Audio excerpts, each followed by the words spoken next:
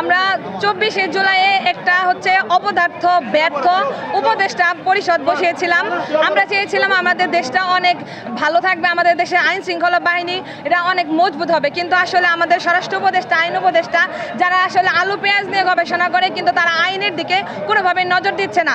তাদের হঠকারিতায়, তাদের অবহেলার জন্য আজকে আমাদের হাদি ভাইয়ের জীবন দিতে হয়েছে। এভাবে যদি জুলাইয়ের যোদ্ধারা এইভাবে যদি শহীদ হতে থাকে তাহলে এই নষ্ট, এই ভণ্ড, এই অহেতুক উপদেষ্টা পরিষদের আসলে আমাদের কোনো দরকার নাই।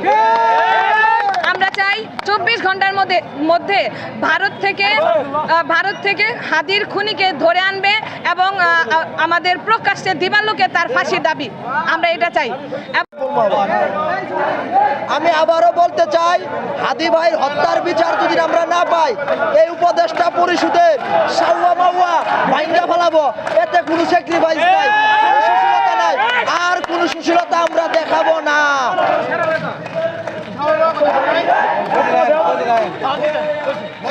আমরা অতীতেও দেখেছি আমাদের জুলাইয়ের প্রায় 1400 ভাই বোন শহীদ হয়েছে। এই অন্তর্বর্তী সরকার বিচার করতে পারে নাই, একজনকেও ফাঁসির কাস্টে ঝুলাইতে পারে নাই। তার জন্য আজকে এই আওয়ামী লীগ সন্ত্রাসীরা হাদি ভাইয়ের মতো লোককে মারতে তারা সক্ষম হয়েছে। যদি এগুলোর বিচার তারা করত, তারা এই সাহস পেত না। সুতরাং আওয়ামী লীগ এগুলো কার টাকায় করতেছে? মির্জা আজমের টাকা দিয়ে করতেছে, ফারুক চৌধুরীর টাকা দিয়ে আওয়ামী লীগ এই সমস্ত দুর্বৃত্ত পেলে মানুষ হত্যা করতেছে প্রতিনিয়ত।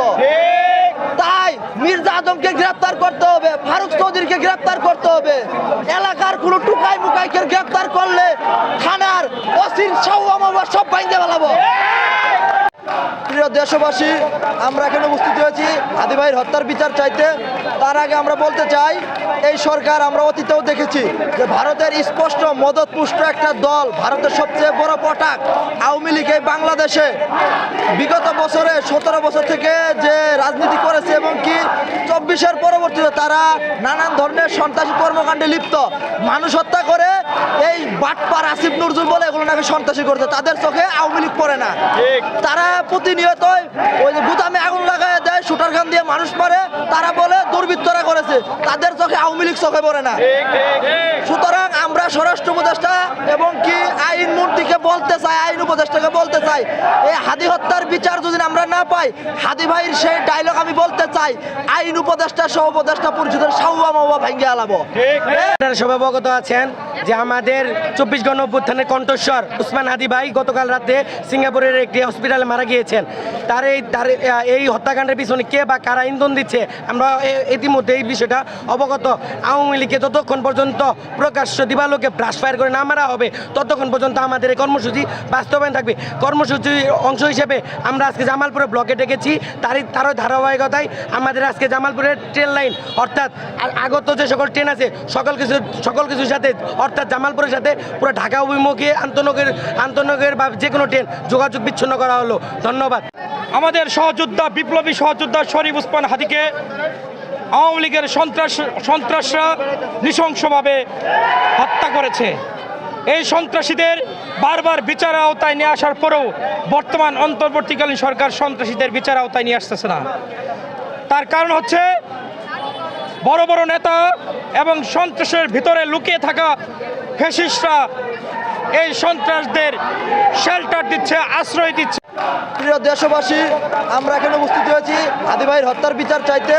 তার আগে আমরা বলতে চাই, এই সরকার আমরা অতীতেও দেখেছি যে ভারতের স্পষ্ট মদতপুষ্ট একটা দল, ভারতের সবচেয়ে বড় পটাক আওয়ামী লীগ এই বাংলাদেশে বিগত বছরে 17 বছর থেকে যে রাজনীতি করেছে এবং কি 24-এর পরবর্তীতে তারা নানান ধরনের সন্ত্রাসী কর্মকাণ্ডে লিপ্ত, মানুষ হত্যা করে এই বাটপার আসিফ নজরুল বলে এগুলো নাকি সন্ত্রাসী করছে। তাদের চোখে আওয়ামী লীগ পড়ে না, তারা প্রতিনিয়ত ওই যে গুদামে আগুন লাগায় দেয়, শুটার গান দিয়ে মানুষ মারে, তারা বলে দুর্বৃত্তরা করেছে। তাদের চোখে আওয়ামী লীগ চোখে পড়ে না। সুতরাং আমরা স্বরাষ্ট্র উপদেষ্টা এবং কি আইন মন্ত্রীকে বলতে চাই, আইন উপদেষ্টাকে বলতে চাই, এই হাদি হত্যার বিচার যদি আমরা না পাই, হাদি ভাইয়ের সেই ডায়লগ আমি বলতে চাই, আইন উপদেষ্টা সহ উপদেষ্টা পরিষদের সাউয়া মাউয়া ভেঙে আলাবো।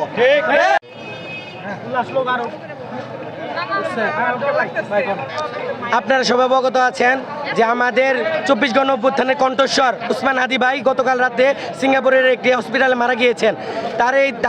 এই হত্যাকাণ্ডের পিছনে কে বা কারা ইন্ধন দিচ্ছে আমরা ইতিমধ্যে এই বিষয়টা অবগত।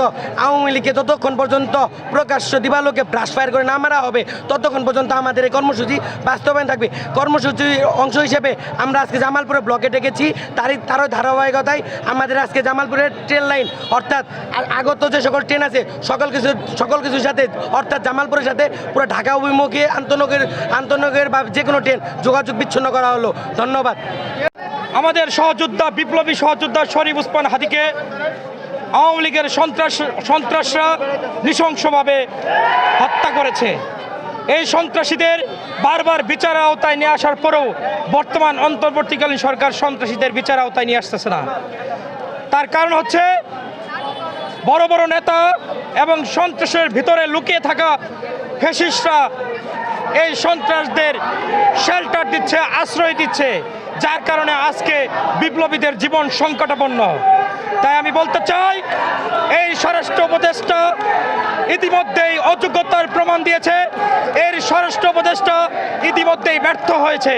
তাই স্বরাষ্ট্র উপদেষ্টার পদত্যাগ চাচ্ছি এবং দ্রুত আওয়ামী লীগকে গ্রেপ্তার করে আওয়ামী লীগের বিরুদ্ধে চিরুনি অভিযান চালিয়ে যাতে আওয়ামী লীগদের পরিষ্কার করা হয় দেশ থেকে। এই বিপ্লবীদের জীবন সংকটাপন্ন করে আজকে আওয়ামী লীগদের শেল্টার দিয়ে তারা কি বোঝাতে চাচ্ছে আপনারা ভুলে যায়েন না। ক্ষমতা থেকে কিন্তু আমরা ফ্যাসিস্ট হাসিনাকে আমরা বিদায় করেছি। তাই অন্তর্বর্তীকালীন সরকারকে বিদায় করা সময়ের ব্যাপার মাত্র। তাই আমি বলতে চাই যারা নির্বাচন চান বা যারা ক্ষমতার স্বাদ লোভের জন্য বসে আছেন তাদেরকেও বলতে চাই আপনারা আওয়ামী লীগের শেল্টার দিয়ে আপনাদের ক্ষতি করছেন। কারণ আপনারা ভাইবেন না ফ্যাসিস্ট কাদায় আপনারা ক্ষমতায় গিয়ে টিকে থাকবেন। আপনাদের পতন এবং আওয়ামী সরকার ফ্যাসিস্টদের পতন এই বাংলার মাটিতে আবার হবে। বাংলার মাটিতে আবার অভ্যুত্থান হবে, বিপ্লব হবে।